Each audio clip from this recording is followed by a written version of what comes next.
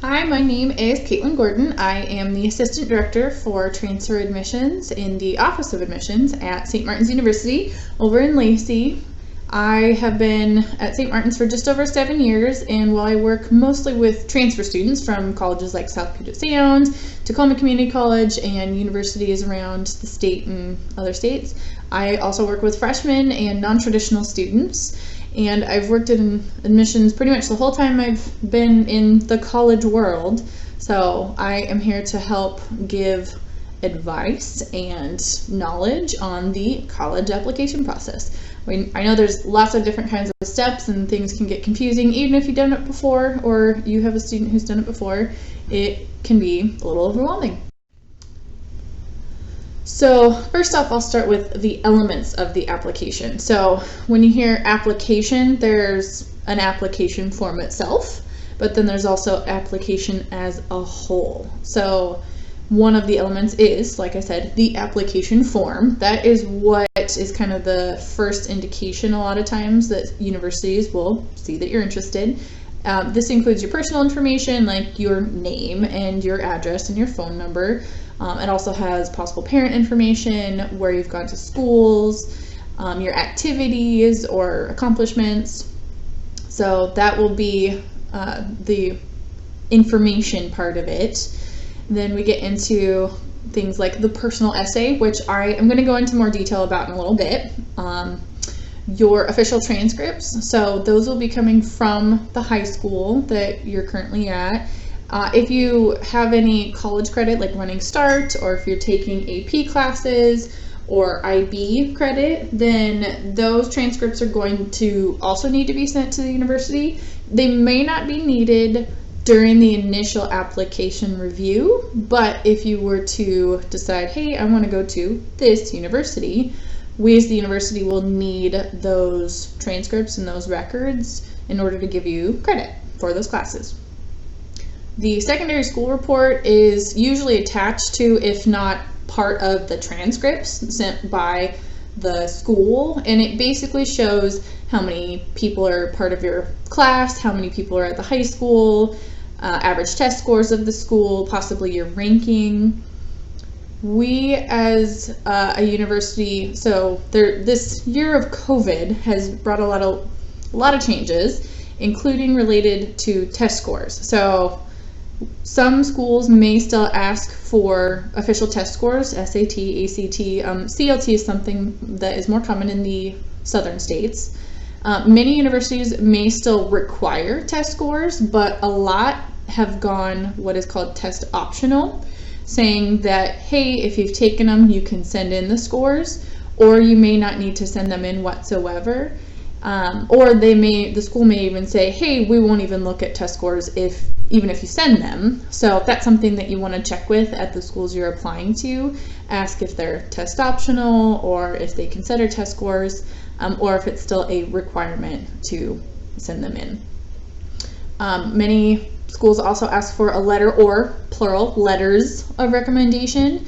These need to come from a teacher or a counselor that you know really well, and I always recommend asking weeks in advance. If whomever your recommender is, they're probably getting requests from anywhere from like 20 to 100 different people, and so they got a lot of letters to write. And if you say, hey, I need this by tomorrow, that is not enough time. That is not very nice to ask them that late.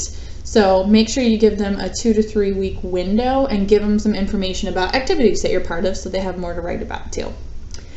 Some schools, a lot of the kind of bigger schools or possible elite schools, Ivy Leagues, may also require an interview. With COVID happening, probably not going to be asking for in-person interviews, but maybe doing Zoom interviews. This could be either one of the first steps, or it could be after you send in your essay and your transcripts and any test scores. They may have a second step of asking you for an interview, or if there are specific programs that have separate requirements, like if you want to go into nursing or you want to go into social work, that program might ask you to do an interview either right off the bat or a little bit later. What do I include on the application? So I touched on a little bit of that information, like education history, like what schools you've gone to, including college, like for Running Start students or college and the high school students, which colleges are you attending or have you got credit from? Another side note, if you are a running or have a student that's a Running Start student, you'll want to apply as a freshman, because even though you will have transfer credit, universities usually consider students to be a first-time freshman if you don't have any college credit after high school. So you're still going to be able to transfer those credits from South Puget Sound, Tacoma, whatever community colleges, but you are still going to be considered as a first-time freshman because you haven't attended college after high school.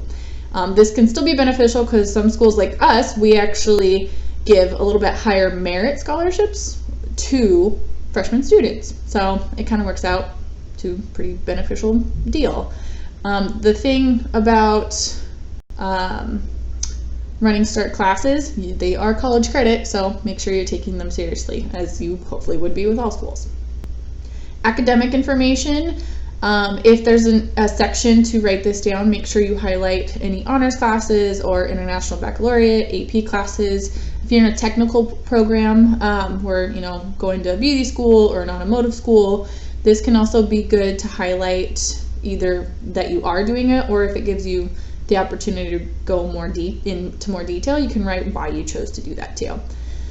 Extracurriculars, activities or events that you're doing after school, outside of school, everything from volunteering, a job or an internship, any clubs that you're part of, sports. It could be taking care of family members, anything that is not school related, that is extracurricular, that can be helpful for schools to see what kind of person you are outside of academics. Part of this also includes leadership experience, like if you are the president or a president of a club, or if you've been at part of a youth group, or counselor at a youth camp. If you've been in charge of anything, whether it's a project or if you've been doing something for a long time, make sure and put that on your application. If there's a section, and this can go into, I'm going to bump down where it says additional information, but if there's anywhere for you to put or explain a break in your education history or something that maybe you wouldn't get the chance to explain that's off about your transcripts, like if it shows a dip in your grades or you had to take a semester off for whatever reason, whether it's moving or family changes or your own health, that is something that I highly recommend putting on your application, because schools won't know unless we were to decide to ask, but it's not something that is commonly asked unless we have an indication from you that something was kind of a big deal. So make sure to use that additional information if you need to. Okay, you still with me? Okay, sweet. So how I mentioned I was going to go into more detail about the essay. Well, here we go, the personal essay. So this can sometimes trip people up because it can be hard to write about yourself, and depending on whatever the topic is, sometimes you're like, sweet, totally got this, or you might kind of ramble on and then you're like, oh no, I don't know how to make this better. So these are some good baseline things to help. I feel like a lot of people have a hard time starting, and then once you get started, it's a hard time feeling like, okay, this is good enough, like you keep editing it or picking at it. So what I would say, at least to help get started, is make sure you're thinking about you and then that you're telling a story. So you want to be able to draw the reader in, but leave them wanting to find out more. And what that means is you want us, in the essay is a way for us to meet you without actually meeting you. We want to be able to be like, okay, this sounds interesting. I want to know more of what they think. I want to know more of what they experienced. But we also want to make sure that it's not confusing and not like, I don't know what they're talking about. And we also want to know that, or we want you to make sure that you address the topic. So whatever the question is or whatever the subject is on the essay, make sure you address it. That's the first important part. Don't be afraid to show a little personality and show your perspective, because after all, that's what the essay is supposed to be about. We want to get to know you and your thoughts. But definitely make sure you spell check, have somebody read it over for you, whomever you feel comfortable with. Use proper grammar, correct grammar. And if something sounds a little weird, just run it by somebody. But don't overthink things. Like if you're worried about the grammar side of things, like I said, have somebody look it over, but don't worry about picking the correct word with us. As long as it still feels like you, that's the most important part.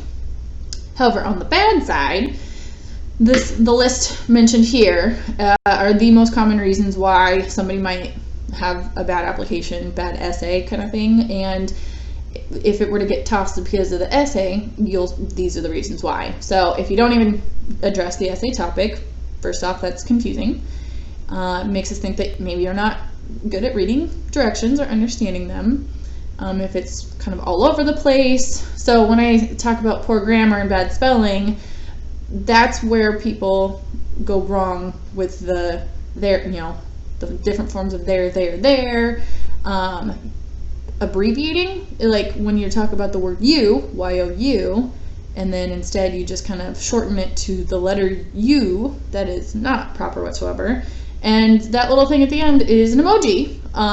I've seen it, that's why I included it, and that person did not get into our university. So please make sure and check. I know with texting, it's been easy to kind of fire off emojis all the time.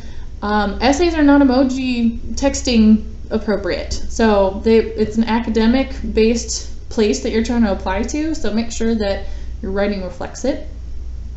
If an essay is too generic, like if we don't really get a sense of who you are, or depending on the subject of the essay, if you're talking about somebody else's experience and nothing about your own, that's usually not what we're going for. If you put the wrong university name in there, oh my gosh, how are you sure you want to come to our university if you put University of Washington or University of North Carolina? That is a big old flag, and we are kind of wondering if you actually do want to come to our school.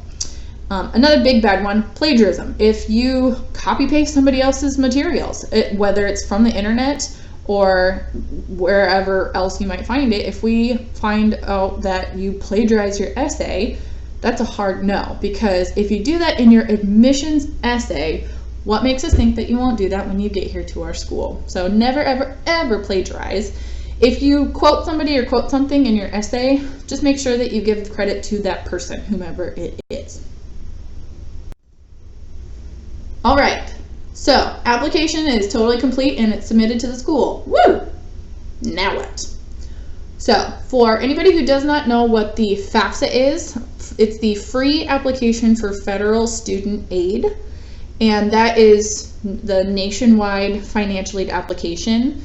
And here in Washington, we also have what's called the WASFA, which is the Washington Student Financial Aid Application.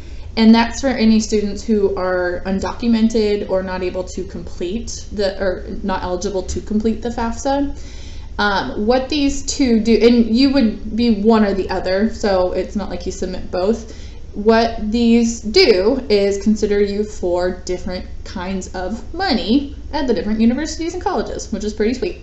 It means that we, as the universities, once you get admitted, would be able to find out if you qualify for loans or qualify for grants, like the state need grant or the Pell Grant. And we as counselors help walk you through what all that means too. And I have so many people who have said over the years, I don't know if we're going to fill it out because we think we make too much money. Because they do base giving money to you on family income. However, some schools, like I know us at St. Martin's, we actually are able to give out state or school money or institutional money to some students who maybe don't qualify for like state or federal money. It still has to be kind of dependent on the person, but we can't give that out if we don't see your financial aid application. So I always say it's worth it just to try, because even if it's $500, it's $500 more than you would have had in the first place. And then if you don't get anything, hey, at least you found out, and you might be able to qualify for something else down the road. You never know. I'm a big old fan of scholarships, so make sure to apply for them. They are free. Do not pay for a scholarship search or scholarship application. It completely defeats the purpose, and those are likely scams. So big old nope coaster there. Check with your career center at the high school and colleges if you're like in Running Start. A lot of them will have like a portal or a box of different kinds of scholarships to fill out along with deadlines. If you're part of any groups or like a credit union, bank, or your family is part of like the Elks Club or 4-H, a lot of those places have scholarships. Sometimes if you're a member or even if you're not. So ask grandpa, ask your uncle, ask your aunt if their work or if their community group gives out scholarships. Institutional, meaning the school or the college that you're applying to, do they have separate applications that you can apply for, either before you're admitted or after? Check with them.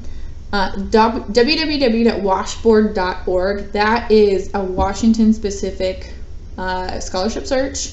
So you put in your info and it's like, sweet, you could apply for these scholarships. And they try to match you up with stuff they think you could qualify for. Still got to apply, but worth it to look. Hey, visit campus. I mean, COVID, again, kind of messed things up a little bit for many of this, but we want to be safe, and I know a lot of campuses want to be safe. Some campuses may still have in-person visits. I know we do limited visits right now. So many schools also have been doing virtual visits too. So whatever schools you're interested in, visit them somehow. If they're not able to do in-person visits right now, do a virtual tour or a virtual event. It's worth it it might, be a couple hours, but it's worth it to get even a little bit more of a sense for what we're all about. While you might not be able to sit in on class right now, a lot of those virtual events also have current students as part of it. And you want to ask questions of those current students because they are living what you or your student is hopefully going to be doing. And they're honest, which is great. And sometimes we're like, too honest. But that's why it's important to hear from them, because then you really get a sense of what life is like here on a college campus. And then if you're applying to multiple schools, which I know many people do, compare those schools or the different types of schools. So in-state public versus in-state private versus out-of-state, either way, are going to have different costs associated with them. And then also, depending on how far away you're looking for schools, there's going to be different cost of living and how much it's going to cost to travel to there or within the city or the township or wherever it is. And then also, if you're interested in a certain major, you want to check and make sure that that school has your major or other areas that you might be interested in. Keep in touch with admissions offices. We love hearing from you, and we're here to help you. So give us work. Make sure we have stuff to do, because we love being able to help. So talk to us. And you can do this even throughout your, like if you've already been admitted and you're not sure if there's more steps to do, or if you have questions about, even if it's not admissions, you're like, hey, I wanted to know more about the choir that you have on campus. Ask us, because we have connections to different parts of campus, and we can connect you to the choir teacher or the Diversity and Equity Center.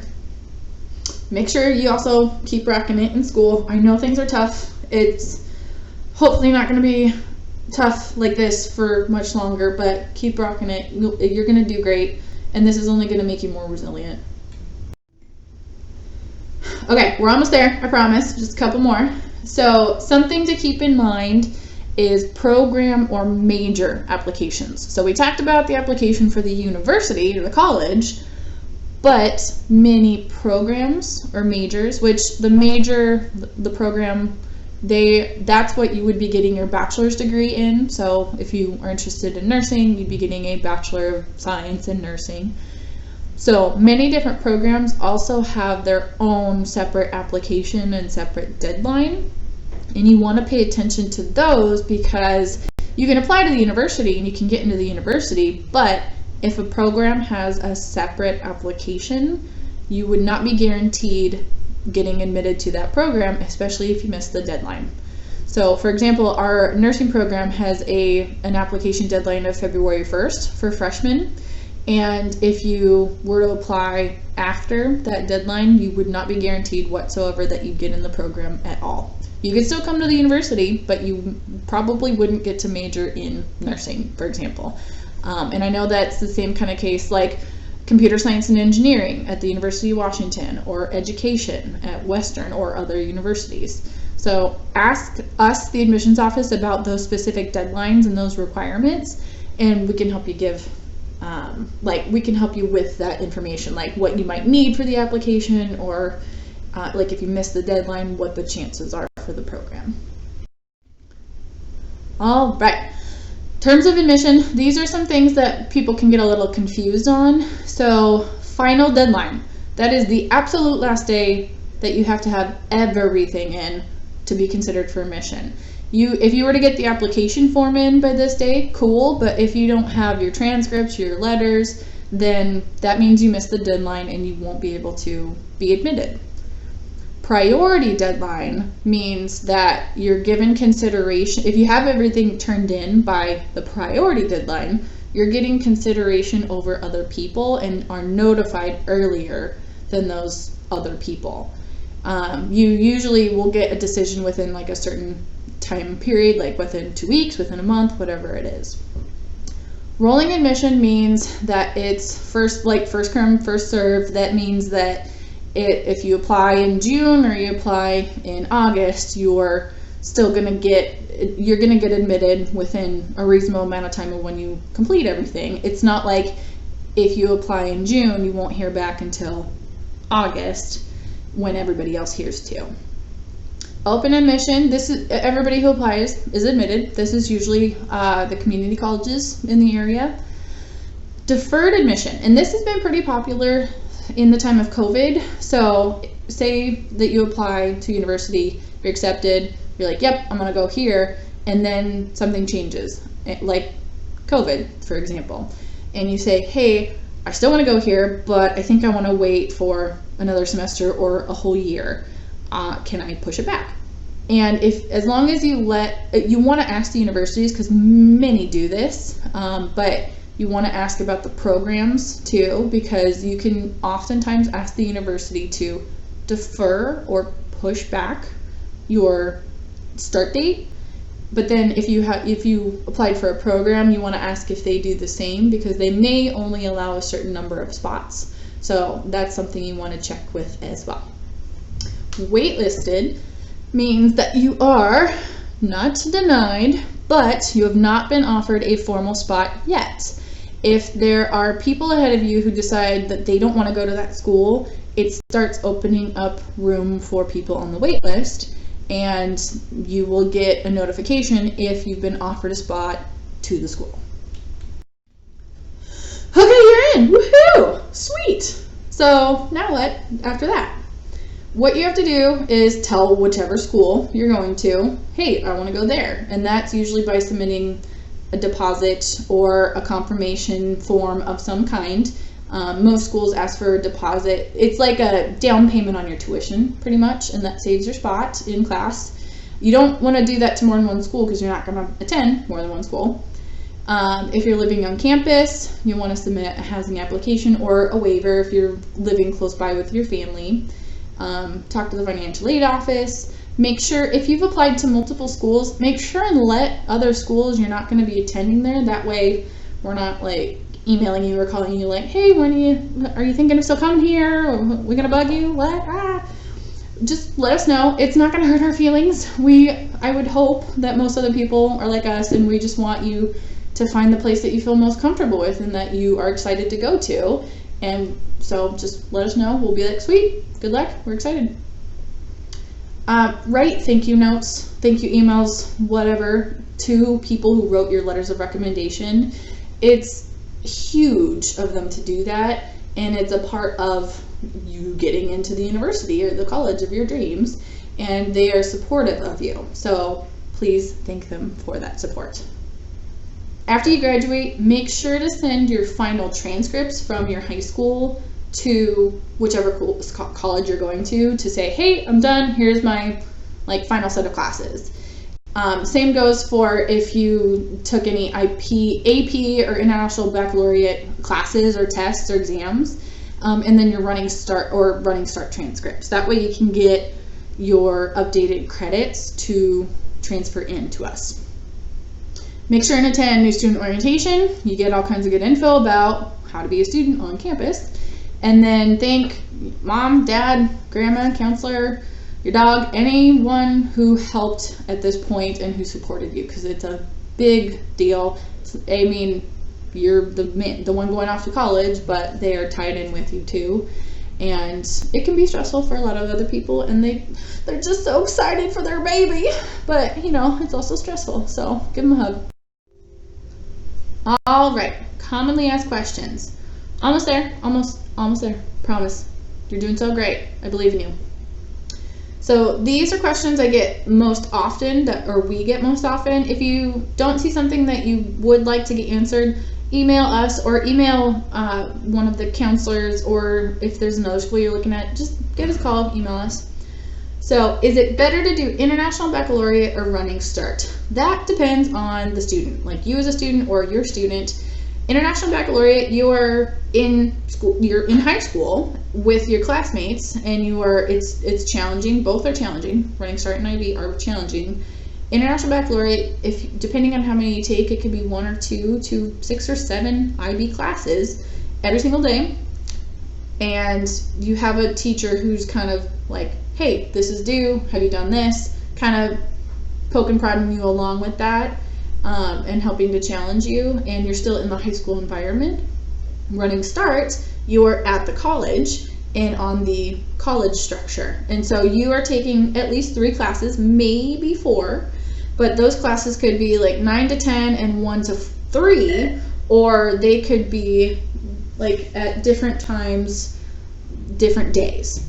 And then you also are going to have a little bit of a different structure. So the professor is maybe going to say, first day of class, here's our schedule, this is when you take tests, and not poke and prod you for your assignments. So it is up to you, the student, to run your own schedule. Is it better to have B's in harder classes or easier classes with a higher GPA? I almost always say B's in harder classes because it shows you challenged yourself. If you are going to ease off during your senior year, it is going to be that much harder to transition back to harder classes in college. And B's in harder classes shows that you are still trying to be prepared for college and trying to level up, essentially. What if I want to take a gap year after applying? Will I still be admitted? So this kind of feeds into how I talked about deferring. So if you defer, like if you say, hey, I was admitted, but I want to wait a year, just make sure you let us know. If you don't apply anywhere and then you want to apply a year, a couple years later, that's okay too. What I recommend doing is writing in your application what it is that you did and why you chose to do it. Whether it was, I got a great internship opportunity, or I wanted to travel, or I wanted to figure out what I want to do with my life. That's completely okay. Just let us know. Do Running Start grades follow me to the college? Yes, they do, because they are college grades. So Running Start, you are in college. You are taking college classes. You will forever have those on your record. So please take them seriously. And if it could be 10 years later and you're applying to another college or a graduate program, you will need to send those transcripts as part of your application all the time. Do I submit enrollment deposits to multiple schools to make sure I am confirmed to go somewhere? No. No. Slap on the wrist, no. Not slap on the wrist, but no. So enrollment deposits are what confirms that you're going to the school, and since you are not going to go to more than one school, you do not want to confirm you're going to multiple schools. So whichever one you pick, you just send a deposit to that school.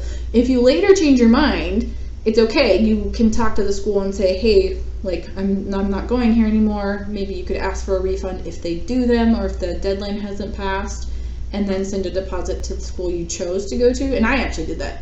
but you don't want to submit multiple at the same time. How do I tell a college I'm not going to attend? Any way that's comfortable for you. As long as you tell us, that is the important part, then we're not going to be offended. I mean, we might be like, bummer, sad, like that would have been cool, but we're going to be excited that you're going somewhere that hopefully fits better for you. So some schools have forms that can say like, do you plan to attend, yes or no? Super easy that way. You literally just send it off and we're like, cool, have fun, good luck. Or you can call us or email us in the admissions office and just say, hey, I'm not going to, St. Martin's or PLU or WSU. I'm going to this school, whatever it is. And you don't have to tell us where you're going. Like, you can just say, nope, I'm not coming. Thank you so much. And we'll be so excited for you. As long as you tell us, that's all that matters. You made it! I leave you with this cute joke. What did the buffalo say to his son when he left for college? Bye, son. And with that, I thank you so much for sticking with me for this last half hour-ish. Hopefully you are still awake, and I thank you for your time. Go have a wonderful day, and feel free to ask questions anytime. My email, I did not put my email on here. That's okay. So if you look up St. Martin's, or if you talk to the counselors at Capitol, they'll have our information. But in the meantime, go have yourself a good day.